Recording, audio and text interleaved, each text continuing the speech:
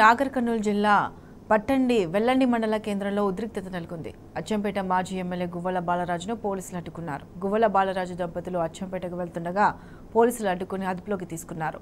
గువ్వల బాలరాజును police స్టేషన్లో నిర్బంధించిన విషయం తెలియడంతో బీఆర్ఎస్ శ్రేణులు పెద్ద ఎత్తున పోలీస్ స్టేషన్కు చేరుకున్నారు. పిఎస్ ముందు ధర్నాకు దిగారు.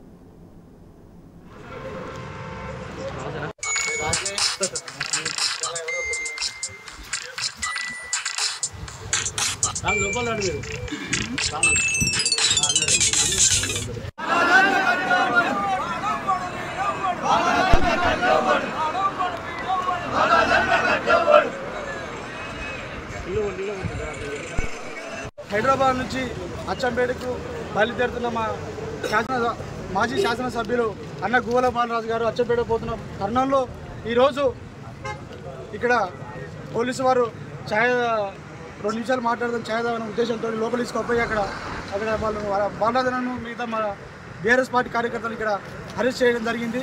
అదేవిధంగా ఉన్న ఎమ్మెల్యే వంశకృష్ణ గారి ఆదేశాల మేరకు ఇక్కడ ఉన్న వంశకృష్ణ అచ్చంపేట శాసనసభ్యులు వంశకృష్ణ ఆదేశాల మేరకు అన్న బాలరాజును అరెస్ట్ చేయడం జరిగింది.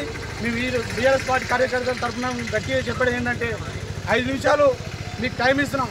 5 నిమిషాల్లో గిల్ల మా బాలరాజులను విడుదల చేయకపోతే ఇక్కడ హైవే దిగ్బంధానికి అచ్చంపేట కాన్స్టిట్యున్సీ నుంచి నలుమూల గ్రామాల నుంచి ప్రజలు తండోపతండాలు వచ్చి ఇక్కడ హైవేని దిగ్బంధం చేసి మరోసారి పెద్ద ఎత్తున ఏదైతే తెలంగాణ ప్రభుత్వంలో ధర్నా కార్యక్రమాలు లేవని చాటి చెప్పిన మా ఘనత ముఖ్యమంత్రి కేసీఆర్ గారిది మా ముఖ్యమంత్రి కేసీఆర్ గారు చేసిన ఘనత అదే సందర్భాన్ని వాళ్ళు చేయకుండా మళ్ళీ తెలంగాణ అంటే ధర్నాలు అనేది కార్యక్రమాన్ని కాంగ్రెస్ పార్టీ నాయకులు కాంగ్రెస్ పార్టీ ప్రభుత్వం చేస్తుంది.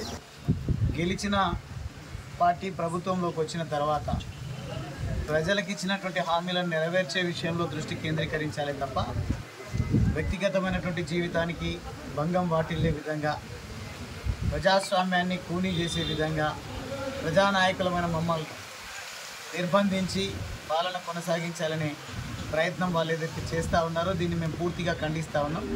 ప్రత్యేకించి నా నియోజకవర్గం అచ్చంపేట నియోజకవర్గం లింగాల మండలం అంబటిపల్లి గ్రామంలో గుడి ప్రారంభోత్సవ కార్యక్రమానికి నేను నా సతీమణితో సహా కలిసి వెళ్తున్నటువంటి సందర్భంలో మధ్యలోనే పోలీసు వారు మమ్మల్ని వెల్దండ పోలీస్ స్టేషన్లో అరెస్ట్ చేసి ఉంచడం అనేది నిజంగా బాధాకరం.